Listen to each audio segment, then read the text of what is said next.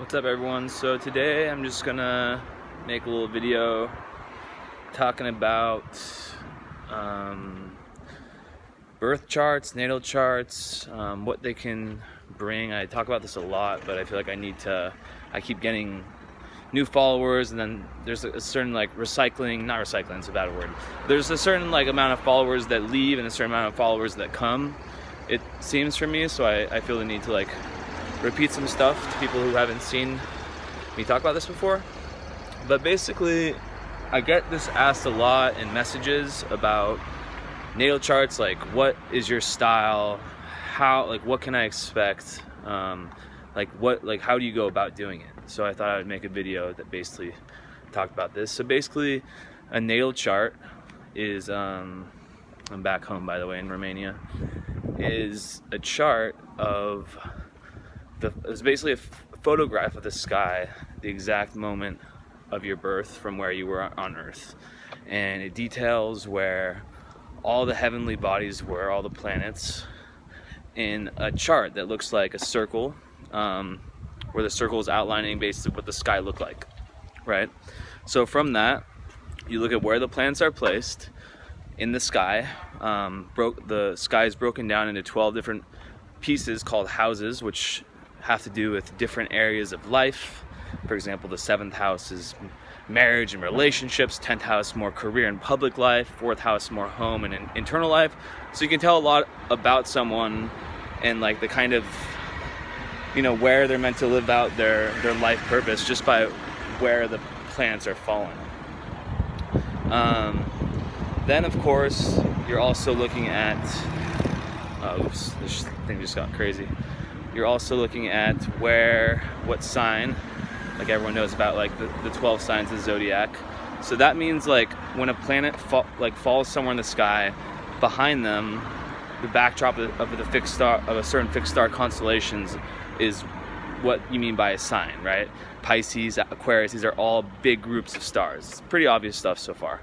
So these each have their own archetypal significance, meaning they each have their own flavor, they each have their own meaning, that's come from thousands and thousands of years of different astrological observation of what these archetypes mean, how they show up, coming from mythology, coming from just so many astrology being a study that's been passed on from it's such an ancient study that Aquarius, Pisces, Aries, they've all taken on a certain meaning, but at the same time, this meaning is somewhat subjective to how it's interpreted within the context of a certain historical period of time and within the context of how a society is and how an environment is, right? Because Aries, for example, will work differently in one environment than Pisces would. If you're living in a world that's extremely a different type of world, is a different type of society, different signs will work. I don't want to say better or worse, but my whole point is that it's subjective. It changes with history. So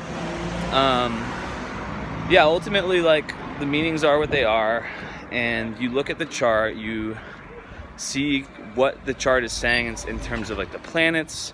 The personal planets, meaning the ones closer to the sun, closer to us, rule parts of our personality that are more, they each have functions. You have a Mars function, a Venus function, your ascendant, your moon, your sun. Those are all parts of your conscious self.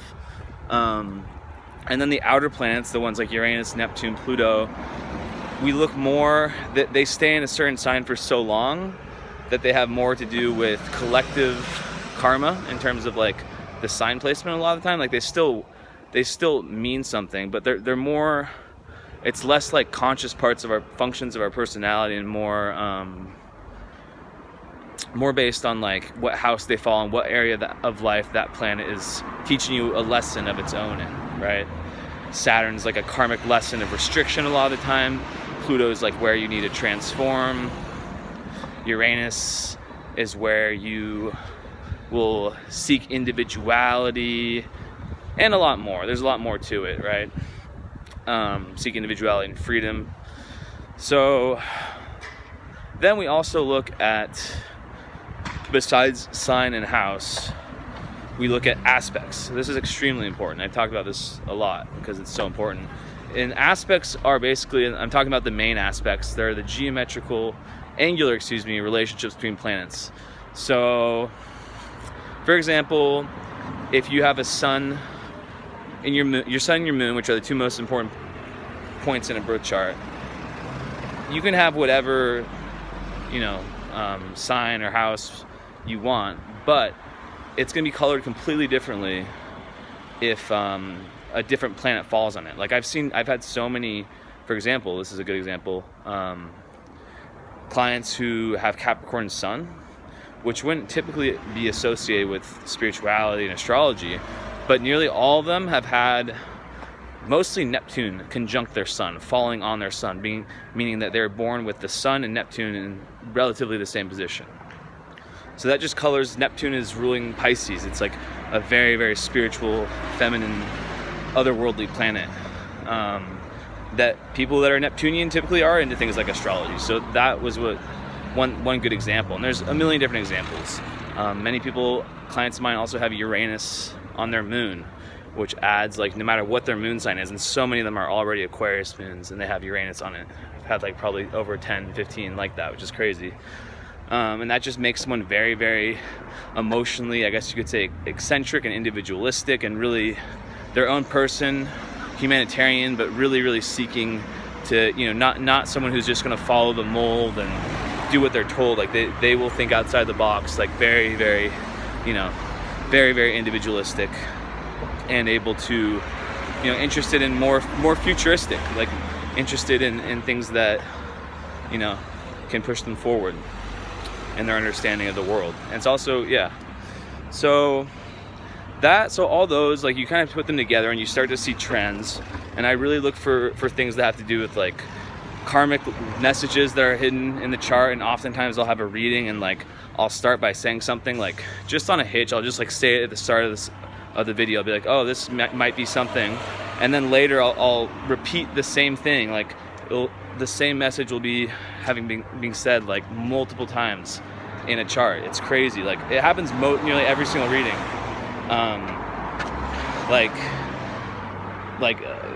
For example, a chart where, like, the person's karma is so much about self-expression or about emotional expression or about undoing a certain trauma related to abandonment. Things, there's all these, like, very, very specific things. Or, like, a lot of times, like, it can be about this, like, imbalance of, like, public life, like, external being extroverted, and, like, inner life and being about the family. And, like, sometimes it's about someone, not understanding themselves deeply in past lives. They've taken too much of their identity as being, like, the mother or the father or the husband or the wife, or, like, like when you taking on, like, a role that's given to you by society in terms of, like, an individualized understanding of yourself. So, like, their chart will show a lot of, like, the need to develop, like, a conscious personality, like an authentic personality through, a lot of times it's through, like, creativity, or just through opening themselves up to who they really are, not just who they're supposed to be. So, I kind of do that. I really, like, try to get myself, like, in the best intuitive position before I do readings. That's why, like, sometimes, I take my time, like, especially lately. I never rush readings. Like, if people want me to rush them, it just won't be as good. And, like, before, I was cranking them out so much, but I don't know if it's just, like, the summer energy, but they always get done within a week, and around